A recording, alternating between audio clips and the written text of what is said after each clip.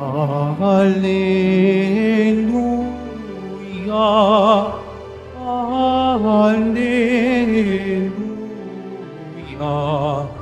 Alleluia, Alleluia.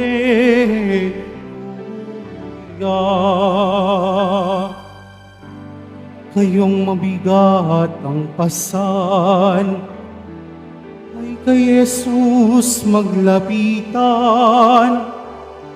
upang kayo'y masiyahan. Alleluia, Alleluia, Alleluia, Alleluia.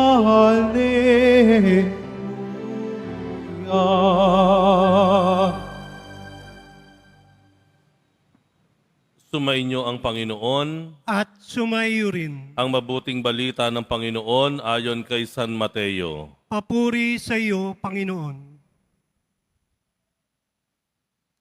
Noong panahong iyon, umalis si Jesus at sa kanyang paglakad, nakita niya ang isang tao na ang pangalay Mateo.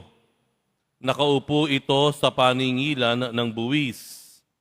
Sinabi ni Jesus sa kanya, "Sumunod ka sa akin." Tumindig si Mateo at sumunod sa kanya. Nang si Jesus at ang kanyang mga alagad ay nasa bahay ni Mateo, dumating ang maraming publikano at mga makasalanan, at sila'y magkakasalong kumain. Nang makita ito ng mga Pariseo, tinanong nila ang kanyang mga alagad, "Bakit sumasalo sa mga publikano at sa mga makasalanan ang inyong guro?"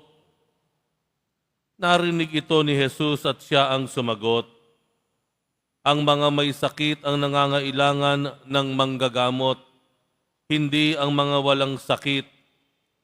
Humayo kayo at unawain ninyo ang kahulugan nito. Habag ang ibig ko at hindi hain.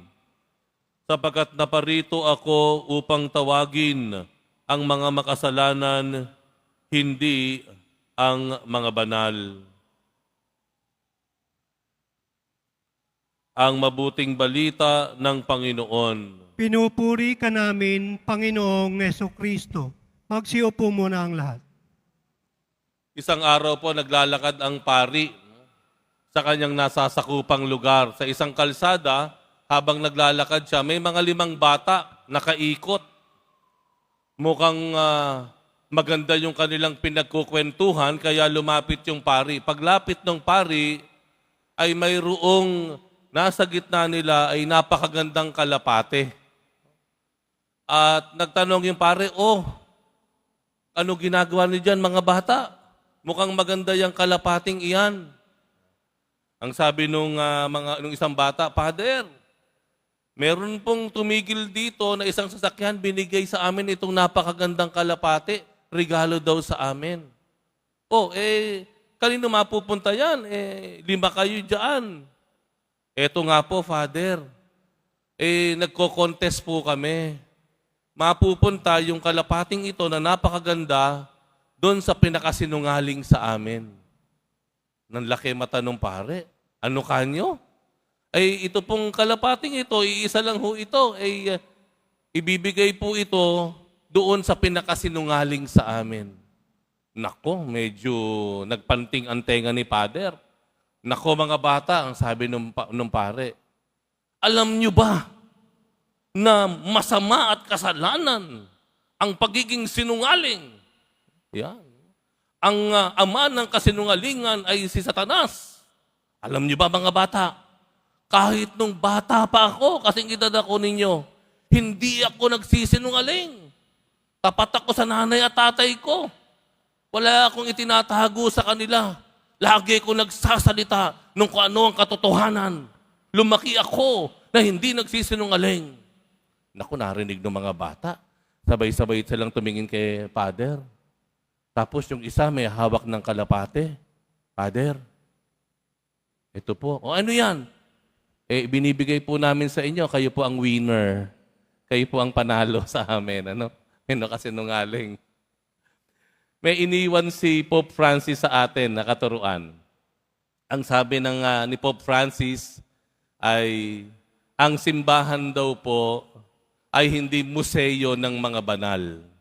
It's not a museum of saints. Ngunit ito ay ospital ng mga makasalanan.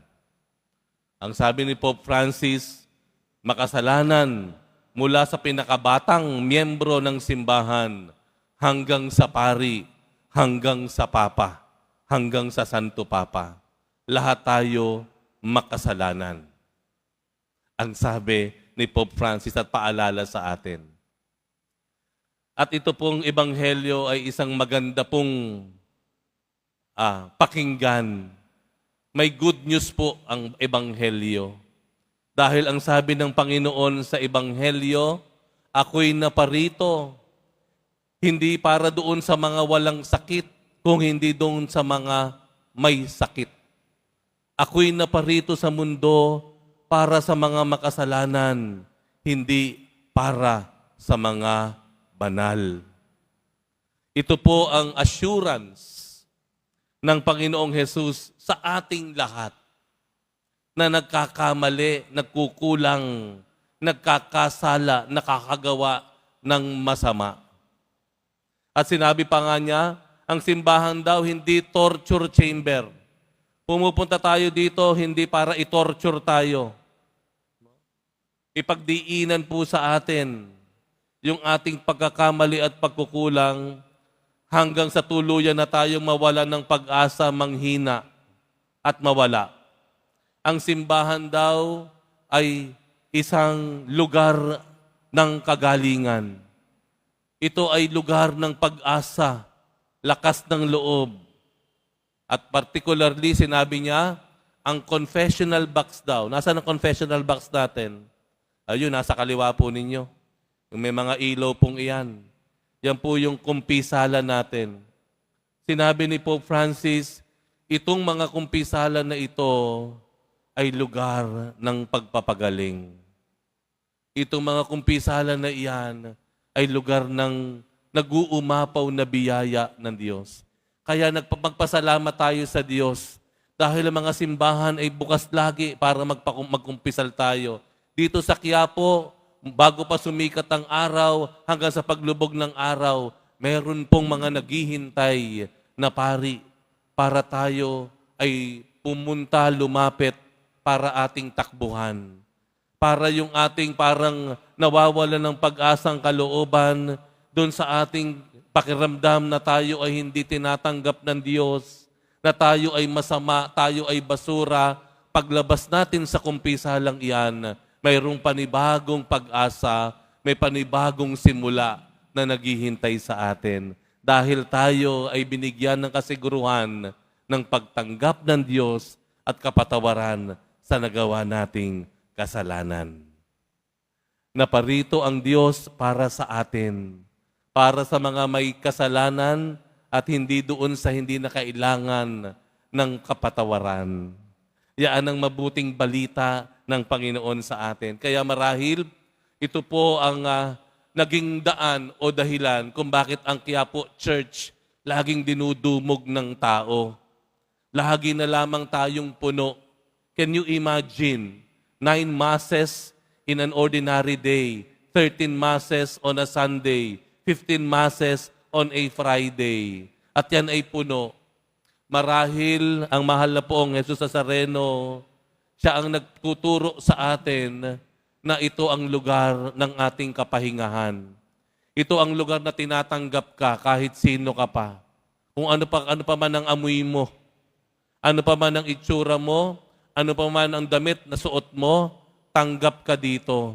Dahil hindi ito museo ng mga banal, kung hindi ito ay ospital ng mga makasalanan.